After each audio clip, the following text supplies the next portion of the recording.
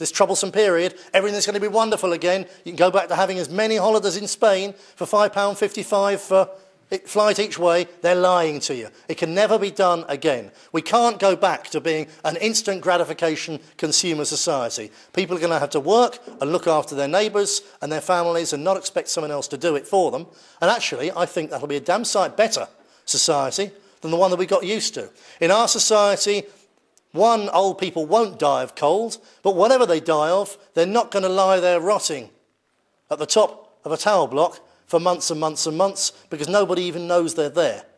That's the kind of thing you'll never see again. But our society is going to be very, very different. And it's going to be much more based on self-help and on communities, getting back to that, and about time too.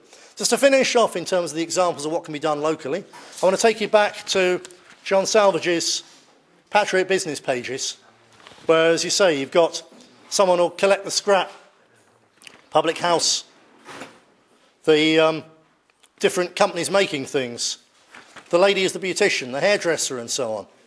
That's something really powerful, potentially really, really important. And you've got to look out, you must use those people. You know, they've committed themselves to helping. In the case of the publican, you know, they put their neck on the block in terms of the opposition causing trouble for them and the police turning up and saying, you do that again, we'll oppose your licence when it comes up for renewal. They put their neck on the block to show their support for this party and their support for that concept that our people should stick together. And you've got to do the same thing back. Look for other ways to do it. Find other people who get involved, and most of all, help and support and trade with the people who are in there. Because we've got to learn to trade with each other and to look after each other. Because finally, the initial impact of this credit crisis that's going to become an economic disaster will be to heighten all the tensions and all the clashes between the different groups in the glorious multicultural experiment that used to be Britain. And if it was stupid bringing all those people in to a country which was wealthy, where there was money to go round, where we could afford to allow them to tax us to pay for their pets, if it was stupid doing that when there was a consumer boom going on, it sure as hell is far more than stupid to carry on doing it now. And now we're going to see, this is what Powell and others warned about decades ago. They weren't saying there's going to be rivers of blood next Thursday. They were saying that at some stage in the future, if you take that boring, homogeneous, stable Britain that was made up of British people, English and Scots and Irish and Welsh, and a few Hungarians from 1956, and a few Poles from 1945, and a few Jews from the 1890s, and a few French people from the 1750s and so on. If you take that essentially stable white society and you impose on it dozens upon dozens upon dozens of other people's societies, other groups of people who have a totally different way of looking at the world, who want different things out of life, in particular in the case of some of them, who want our country, then while things are going well, you can afford to pay them off. You can afford to keep people happy. If there's a noisy group, if they riot and tear down their part of town, you throw lots of taxpayers' money at them. You buy them youth centres. You give special job provision for them. You buy your way out of trouble. And that they've been able to do. Not any longer. Not any longer. They'll still try and buy their way out of trouble. You know, now they're trying to stop radical, young Muslim youths becoming radical Islamic extremists by throwing vast amounts of money at their community. Which strikes me as being a way to teach a community. You riot, you plant a couple of bombs, and we'll take money out of everyone else's pocket in this country. English, Scots, Irish, Welsh, Sikh, Hindu, West Indian, whatever. We'll take it, we'll give it all to you. What a crazy lesson to teach any community, let alone a community which is based and whose core values are based on a book which is a manual for conquering other people's countries, ours included.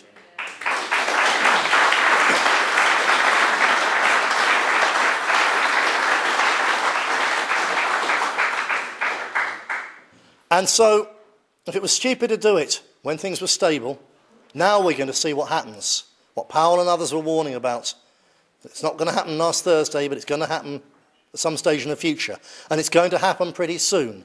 Because you cannot take a multicultural shambles, as Britain is today, and subject it to the pressures that this economic disaster is going to put upon ordinary people and their communities of all colours, of all races, of all creeds. You cannot do that without the different groups falling out as they fight over the crumbs falling off the bankster's table. There's going to be immense, terrible trouble heading our way, and some of it will explode into violence, not by us, not even by the ethnic communities, not even by all Muslims, but by enough of the ones in their society, in their community, who have a totally different way of looking at the world than we have, to cause mayhem the length and breadth of this land, and particularly in enriched places, such as Tipton. There's going to be serious trouble in those places. I mean, really, really serious.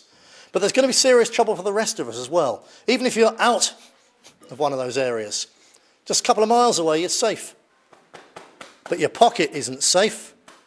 And if our community doesn't stand up for itself and its rights politically, as well as economically and in social and cultural things we've been talking about this evening, if we don't stand up politically as well and get more councillors elected, then the squeaky hinge will get the oil. And well, you know who I mean by the squeaky hinge, don't you? You can't exist in an area like the Black Country for more than a couple of days talking to real people without finding out which community is the squeaky hinge and which community has to provide the oil.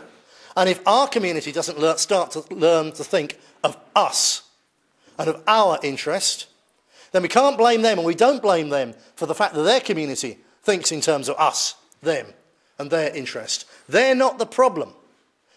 The problem with us is impeccably white English Labour politicians, Conservative politicians, Lib Dem politicians, who fall over themselves to get that Muslim bloc vote and use our money to buy that Muslim bloc vote. And we wish no ill, no harm whatsoever to the Muslims and their bloc vote. We just don't want them exercising that power in our country.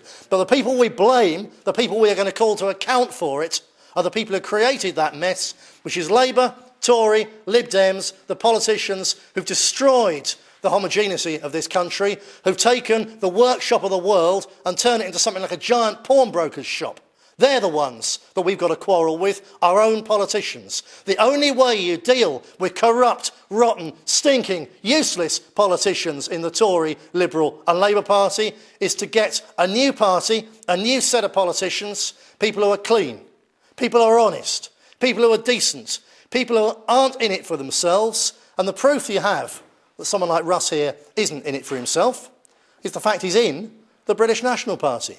Because if you're in it for yourself for the last 20, 30 years, the last 10 years, the last 5 years, you've been in the Labour Party or the Tory Party or the Lib Dems. Depends on who's been going up or down on their little merry-go-round at any one time.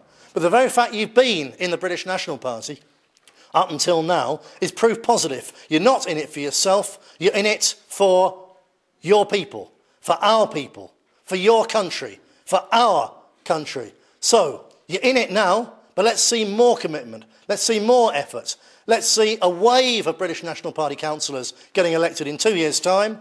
Let's see a flood of British National Party votes in 8 months' time, in June 2009, getting Simon Darby elected to the European Parliament to start dropping those big, rusty spanners in their works of the kind that only Simon Darby can come up with in his twisted, spanner-filled mind. He's going to be really good at it, I tell you.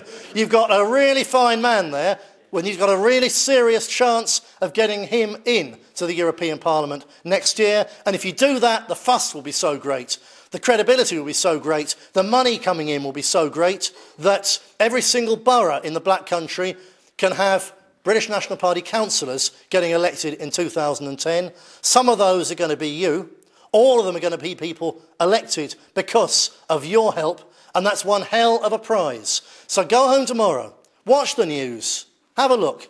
Confirm to yourself that everything I've said has been the case. Understand just how serious a nightmare the other parties have now got on their hands, and understand that their nightmare is our dream, and it's about to come true. Thank you very much.